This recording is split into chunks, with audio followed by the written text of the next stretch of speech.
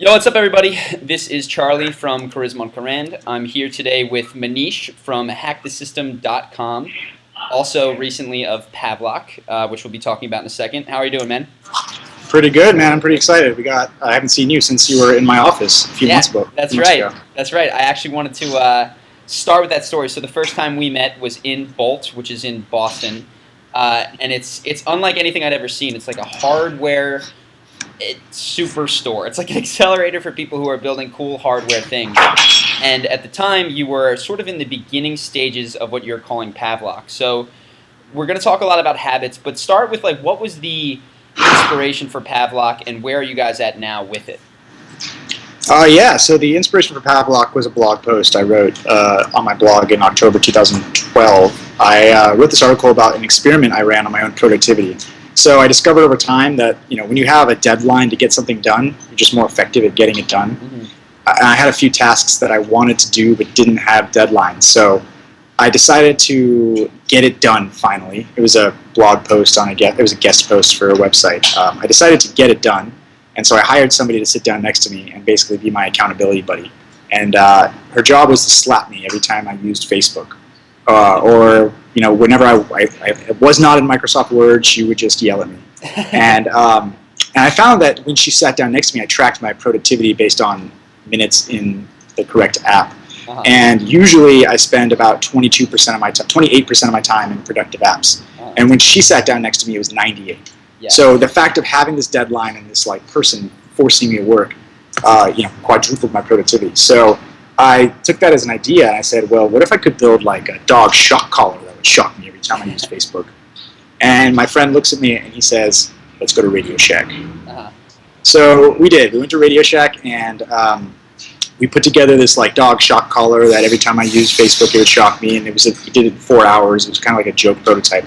And then I was about to put this video online and I thought to myself, actually, this is pretty interesting. Like a device that doesn't just track what you do, but also changes what you do. Mm-hmm. A device that is not just quantified self, but also behavior change, like real psychological shift.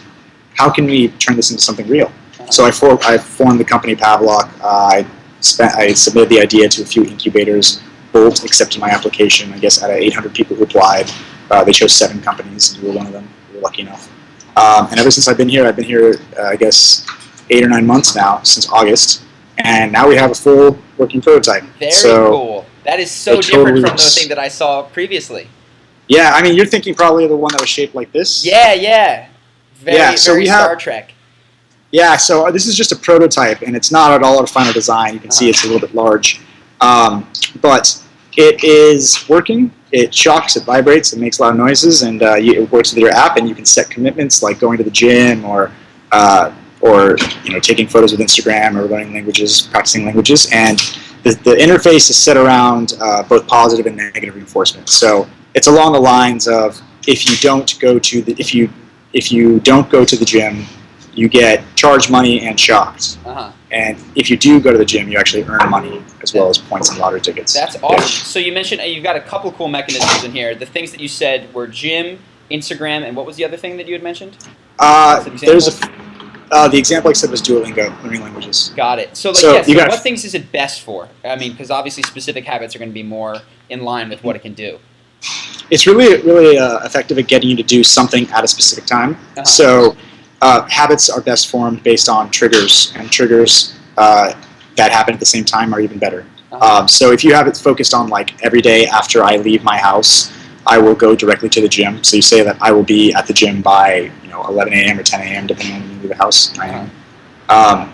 Then you can focus on making sure you get there by that time. And we focus on a lot of education. So it's not always about working out at the gym. It's sometimes more important to just go to the gym. Just go in, swipe your card, walk out.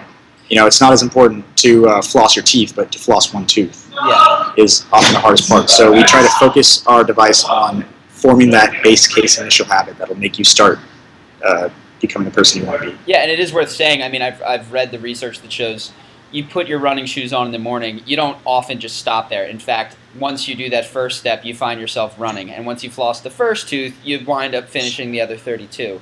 So I'm sure that it's got those downhill effects as well.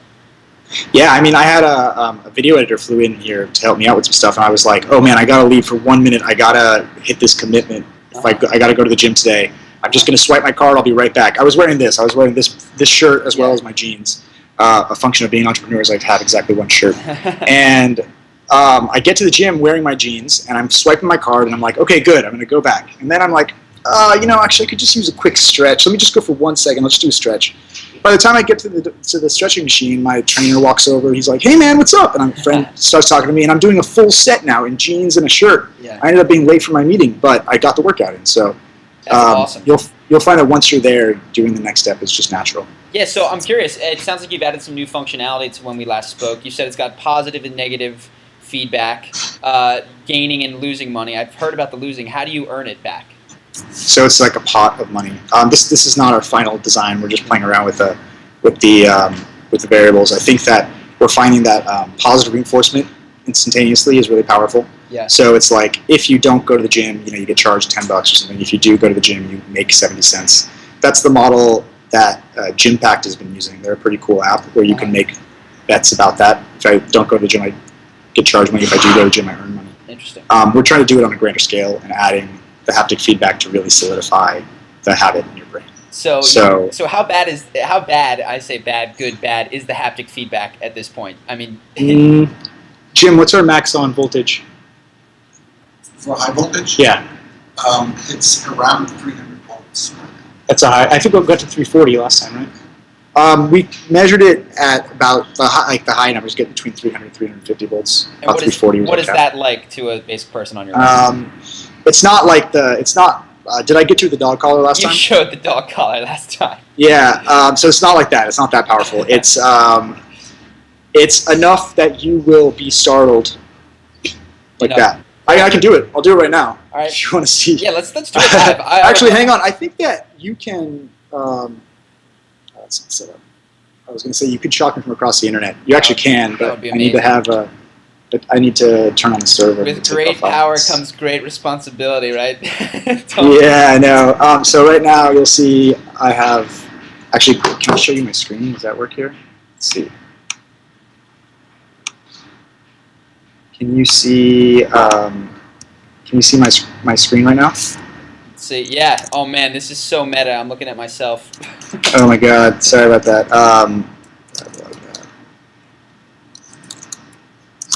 So what I'm going to do right now is you're going to see this little LED screen thing going on. Uh-huh. Do you see that? Yep. So these are some of the people who have the app on it. I'm going to go ahead and just make sure this is working. Let's see if it works. So anyway, I'll tell you about it as I do it. Sure. What we found is that we just pulled out this functionality a couple days ago. Mm-hmm. So the ability to actually shock. You'll see. I can't show you that, can I? Anyway, I'm going to set it up to go ahead and shock me at 255. So I guess I should turn it on to me now. And that's volts right there. That is not voltage. Oh, you can do both. It is not volts. It is power strength. It goes. That's about 340 volts. Okay. I'm going to go ahead and hit the shock button. Let's do it. All right. 3, 2, 1. Get it. Every time. So it's a bitch. Yeah. It's not fun. Yeah, I mean, it doesn't. It's not designed around hurting you. It's but it is. It does get your attention. And you certainly want to avoid that. That's awesome. Yeah, you certainly do. In fact, we've been playing around with some other cool use cases for it, like being able to notify you when you are doing something you don't want to do. So, if you start to bite your nails, to shock you. If you start to smoke a cigarette, that's we don't know. Very cool. Very cool. We realize we have the technology in here to measure that. So we haven't implemented that yet, but it's something that we're trying to do. Is not just form good habits, but break bad habits as well. Interesting. And I was going to ask. So I'm sure you've done a ton of research around positive versus negative, generally how habits are formed and broken. Pavlok is not out yet. For those of us who don't have it, what has been some of the most interesting things that you've learned and been able to implement, even without necessarily this technology on your wrist, that has helped you develop habits that you've been working on? Yeah, I found that negative reinforcement is extremely powerful for getting a habit started. Yeah. So your brain has you can measure the amount of willpower a task takes using a glucose meter. Basically, if you every decision you make every day takes more and more time. And if you think about it, the trick to getting more done is not to have more willpower. It's to make them so automatic that they just happen. And so I focused on studying a lot deep into habits in your brain, and we found that for easy habits, things like drinking water after breakfast, it'll take 30 days in a row of doing that at the same time to form the habit that makes it harder for you to not drink water than to drink water. Interesting. And for harder habits, like doing 50 sit-ups, it can take up to 66 days. Mm-hmm. But that said, if you do something for 66 days in a row, anything for 66 days in a row, you will become the kind of person who can't not do that. That is which I found really powerful. So fascinating, because I mean, I think of it now, and for some people, I've been going to the gym since I was 17, 18, and it's true. At this point, if I don't go 4 times a week, I don't like the way that I'm behaving, and I get this stick mentality that drives me into the gym. Versus other people, to get there, it's something that is painful for them. And that 66-day thing is super fascinating. Yeah.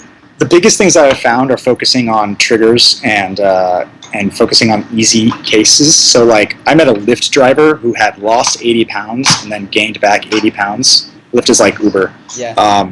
And I met him, and I was, like, fascinated. I was like, all right, tell me what happened. What was the big change? Yeah. And it was exactly what I thought. He started doing it because he had a friend, and they were driving to work together. So they would get together in the morning, drive together to the gym, work out, and then go to work.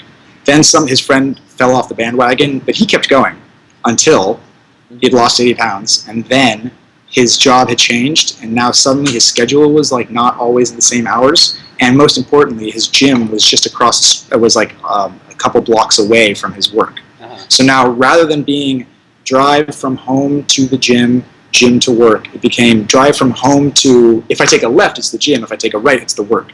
And the idea was, I'll just drop my bag off and then go straight to the gym. Mm-hmm. And he never would go to the gym, right? Yeah. So what I heard that story, and I immediately canceled my gym that's 1 block past my office and switched it to one gym that's 3 times the price, but on the way to my work. Fascinating. And I went to the gym 15 out of 17 days.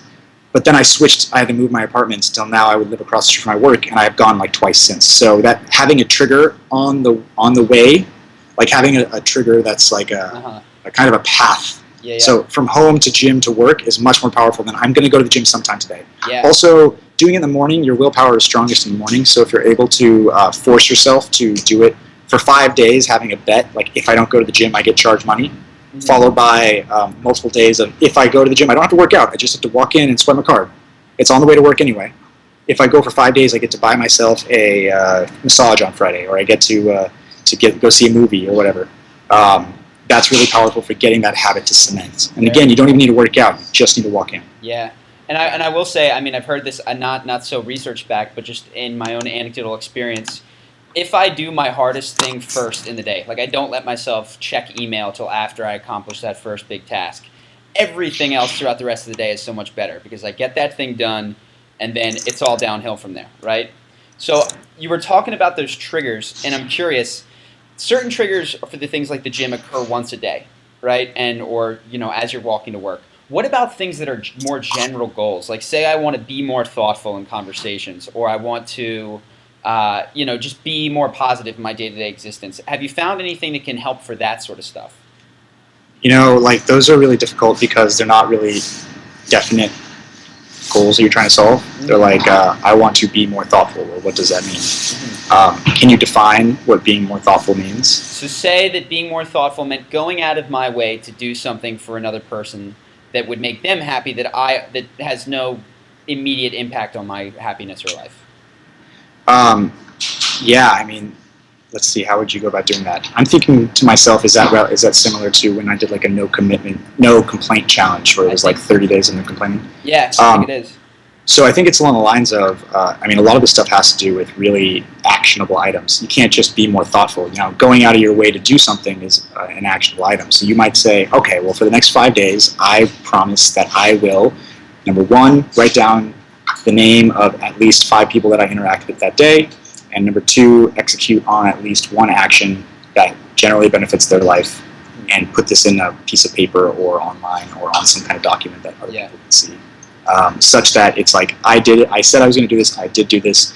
The trick is, if you consistently do that, if you can get yourself to think about it in the moment, which is hard, getting yourself to think about how can I be thoughtful to this person in the moment is hard, but as you do it more and more over time, just kind of forcing yourself for a few days, you'll start to naturally do it. You'll see the world in a different way. Yeah, and the thing that you mentioned, the no complaint challenge, I know what people have done and I've found useful is you get one of those Live Strong bands or even just a rubber band, right? And it's sort of, and you tie in your mind, all right, this to me means compliment someone, do something out of my way that helps other people.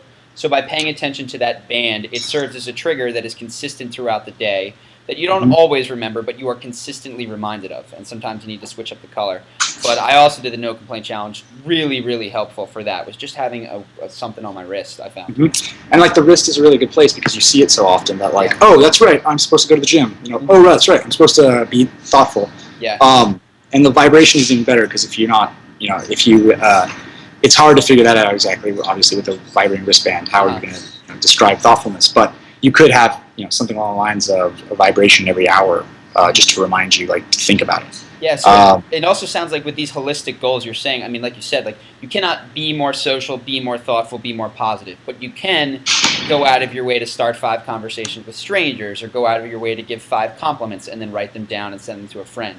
Yeah, it's a lot about breaking it down into actionable items. It has to be actionable. So you can't just not complain. You have to say, if I complain, then this is the definition of a complaint. This is a it's really important that you're not going to learn a language in a month. You're instead going to learn 30 words a day and succeed on a test or finish one Duolingo phrase, one Duolingo course a day. You know, it's also more important. Direction is more important than results. Habits are not about quick success. In fact, BJ Fogg, habit professor guy, says that the longer it takes for you to lose the weight, the longer the weight will stay off, which I found interesting. He's a big Weight Watchers fan, and I'm a big fan of Weight Watchers. I've never been to a meeting, but I think that they do amazing work.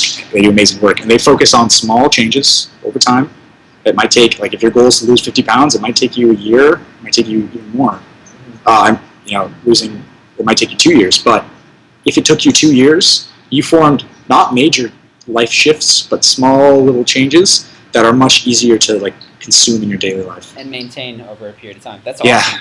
So when, I mean, this is the big question, when are you guys expecting to have a more public release of Pavlok? So the app is currently working, and you, as well as any of your readers who are interested in joining us for the trial testing of the app, just shoot me an email at Maneesh@pavlok.com, and happy to introduce you guys who need an iPhone. And the app itself, the prototype is ready, so if any of your readers are based in Boston and want to, you know, use the wristband to form habits, I'd love to meet them. Awesome. If any of your readers are not based in Boston but are still interested, get in touch and talk. And then lastly, the wristband will likely be able to be pre-ordered early next month from Hack the System. Kind of like a private thing. You have to be on my list, so sign up over at pavlok.com or at hackthesystem.com, and you'll be notified about the pre-orders. It'll be available for a big launch in September. Yeah. Not in stores, but pre-order. That's awesome. Crowdfunding. Yeah, and I would love to, I mean, once this thing is out, or if I can get my hands on one of them when we're back in the States, I would love to, on the blog, just run almost a Lyft/Pavlok thing where you've got groups of people trying to hit a common goal with smartly and crowdsourced designed triggers, anchors, all that sort of stuff. So, I mean, I'm very excited for it. It sounds like it's going to be awesome.